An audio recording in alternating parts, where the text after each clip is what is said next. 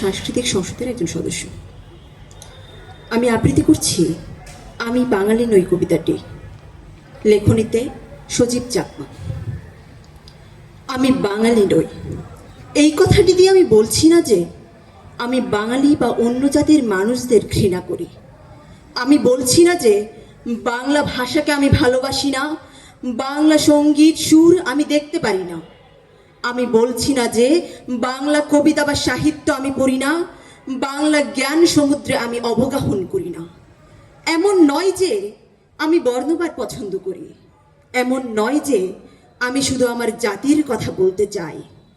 অন্য জাতির সৌন্দর্য শুভ দিকগুলো আমি গ্রহণে অপারগ। আমি বাঙালি নই, এই কথাটি দিয়ে আমি যেটা বলতে চাই সেটা একেবারে সোজা সাপটা কথা, পৃথিবীর রীতিনীতির কথা। আমি চাকমা, মারমা, ত্রিপুরা, তঞ্চঙ্গা, মুরং, চাক, বম, পাংখ, লুসাই, খুমি, খিয়াং, গুর্খা, অহমিয়া, সাঁওতাল, এমনকি রাখাইন, গারো, ওরাও, খাসিয়াও হতে পারি আমি, যারা কোনোভাবে বাঙালি নয়। তাদের 14 গোষ্ঠী কোনো কালে বাঙালি ছিল না, তবু তুমি বিবেচনাহীনভাবে তাদেরকে বাঙালি বলতে চাও।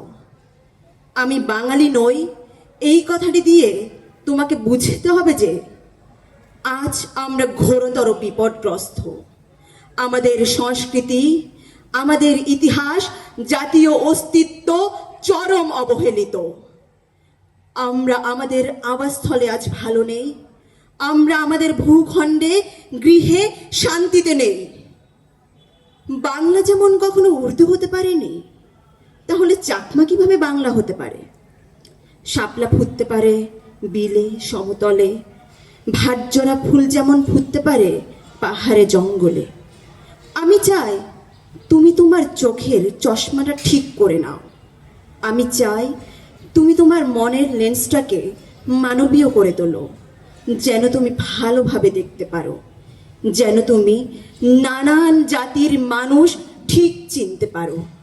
সকলকে অসংখ্য ধন্যবাদ।